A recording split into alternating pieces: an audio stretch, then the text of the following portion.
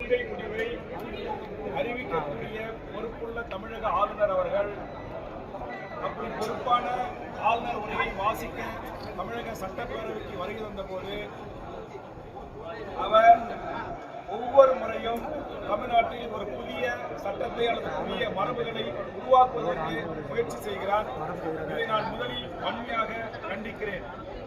அந்த முயற்சியானது என்னவென்றால், ஒரு அரசு நிகழ்ச்சி அல்லது பேரவை தொடங்குகின்ற போது முதலில் தமிழ்த்தாய் வாழ்த்து பாடி அரசு நிகழ்ச்சி தொடங்கும். ஆளுநர் உரை வாசித்தளித்த பிறகு அந்த நிகழ்ச்சி அரசு நிகழ்ச்சி நிறைவு செய்கின்ற போது தேசிய கீதம் பாடப்படும். இதுதான் சுதந்திர இந்தியாவில் தமிழ்நாட்டில் 75 ஆண்டு காலம் வரலாறாக மரபாக பின்பற்றப்படுகின்ற ஒரு நடைமுறை. ஆனால் தமிழக ஆளுநர் அவர்கள் இருக்கை முன் வந்து நின்றவுடனேயே தமிழ்த்தாய் வாழ்த்து பாடி முடித்தவுடனேயே தேசிய கீதமும் பாடப்பட வேண்டும் என்று சொல்வது ஏற்றுக்கொள்ள முடியாத ஒன்று. வன்மையான கண்டனத்திற்குரியது. பல்வேறு அரசு நிகழ்ச்சிகளில் ஆளுநர் கலந்து கொள்கின்ற நிகழ்வுகளில் இந்த புதிய நடைமுறையை தமிழ்நாட்டில் புகுத்துவதற்கு அவர் முயற்சிக்கிறார். இது மக்களால் தேர்ந்தெடுக்கப்பட்ட 7 கோடி மக்களை பிரியப்படுத்துகின்ற தமிழக சட்டமன்றத்தை அவமதிக்கின்ற செயல், மரபுகளை மீறி செயல்படுகின்ற ஒரு செயல். இதை தமிழக வாழ்வுரிமை கட்சியின் சார்பாக மிக வன்மையாக நான் கண்டிக்கிறேன்.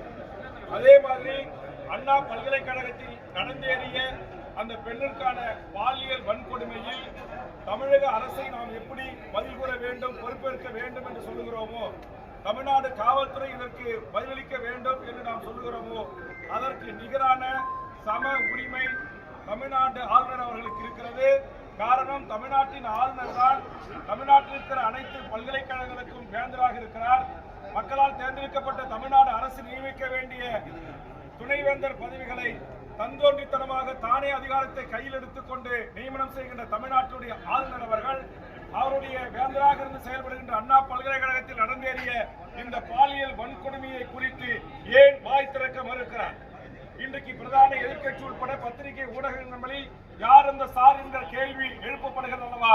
அதற்கு பதில் சொல்ல வேண்டிய பொறுப்பும் கடமையும் தமிழ்நாட்டில் இருக்கிற பல்கலைக்கழகங்களுக்கு வேந்தராக இருக்கின்ற தமிழக ஆளுநருக்கு அது இருக்கிறது. அவர் தன் கடமையிலிருந்து தவறி இருக்கிறார் என்கிற காரணத்திற்காக தான் அவர் பேரவைக்கு உள்ளே நுழைந்தவுடனேயே இதற்கு ஆளுநர் அவர்களும் பொறுப்பேற்க வேண்டும், ஆளுநர் அவர்களும் இதில் பதிலளிக்க வேண்டும் என்கிற கேள்வியை நான் எழுப்பியிருக்கிறேன்.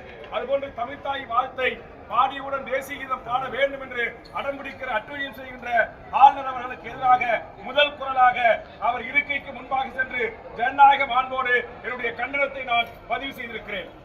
மூன்றாவது, இந்த ஆளுநர் அறிக்கையில் தமிழ்நாடு அரசு கடந்த 3 ஆண்டுகளில் அறிவித்த பல்வேறு திட்டங்கள் தொடரும் என்று அறிவித்திருக்கிறார்கள். புதிய திட்டங்கள்.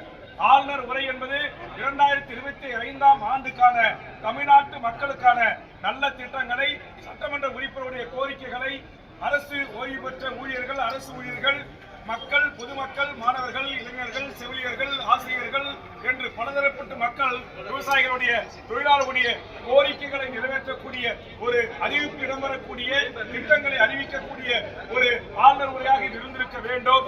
அது இல்லை. என்ன ஒரே ஒரு மகிழ்ச்சியான செய்தினா, 9 லட்சத்திற்கும் மேல் கடனாக இருக்கிற தமிழ்நாடு அரசு கடந்த காலங்களில் அறிவித்த அத்தனை திட்டங்களையும் நாங்கள் நடைமுறைப்படுத்துவோம், தொடருவோம் என்று அறிவித்திருக்கிறார்கள். ஆனால் சமூக நீதி என்று ஆளுநர் உரையில் குறிப்பிடப்பட்டிருக்கிறது. ஆனால் சமூக நீதி கிடைப்பதற்கு சாதிவாரி கணக்கெடுப்பு நடத்தப்படும் என்கிற அறிவிப்பு இல்லாதது பெரு ஏமாற்றம் இருப்பதாக நான் பார்க்கிறேன். அதே போன்று காவேரி அருகே மேகதாது அணை கட்டுவதை தடுப்பதற்கு நாங்கள் முயற்சி செய்வோம் என்று ஒற்றை வரியோடு முடித்துக் கொள்கிறார்கள். அதற்கு நிகரான ஒரு அணையை தமிழ்நாட்டில் நாங்கள் கட்டுவோம் என்கிற அறிவிப்புகள் இதில் இடம்பெறவில்லை. அதே போன்று தமிழ்நாட்டில் பல்வேறு சம்பவங்கள் நடந்தேறியிருக்கிறது. அதற்கு இந்த ஆளுநர் உரையில் ஏதாவது ஒரு தீர்வு இருக்கும் என்று நாம் எதிர்பார்த்தோம். அரசு ஊழியர்கள், போக்குவரத்து ஊழியர்கள், ஓய்வு பெற்ற ஊழியர்கள் பழைய ஓய்வூதியம் திட்டம் கிடைக்கும் என்று எதிர்பார்த்து காத்திருந்தார்கள். இல்லை. பல்லாயிரக்கணக்கான ஆசிரியர் நியமனத்திற்கான அறிவிப்புகளும் ஆளுநர் குறிப்பில் இடம்பெறும் என்று எதிர்பார்த்தோம். இல்லை. அதுபோன்று பல்லாயிரக்கணக்கான செவிலியர்கள், மருத்துவர்கள் நியமனம் செய்யப்படுவார்கள், அதற்கான முன்னறிவிப்பில் இருக்கும் என்று எதிர்பார்த்தோம். அதுவும் இல்லை. ஆக இதுபோன்று இல்லை என்கிற இந்த எதிர்பார்ப்புகளை இனி வரும் நிதிநிலை அறிக்கையிலாவது மாண்புமிகு தமிழக முதலமைச்சரும் மாண்புமிகு நிதி அமைச்சரும் ஏனைய துறை அமைச்சர்களும் தமிழ்நாட்டு மக்களின் எதிர்பார்ப்புகளை நிறைவேற்றுகின்ற ஒரு அறிவிப்புகள் இடம்பெறக்கூடிய நிதிநிலை அறிக்கையாக பிற்காலத்தில் வர வேண்டும் என்ற வேண்டுகோளையும் இந்த நேரத்திலே நான் முன்வைக்கிறேன். நன்றி, வணக்கம்.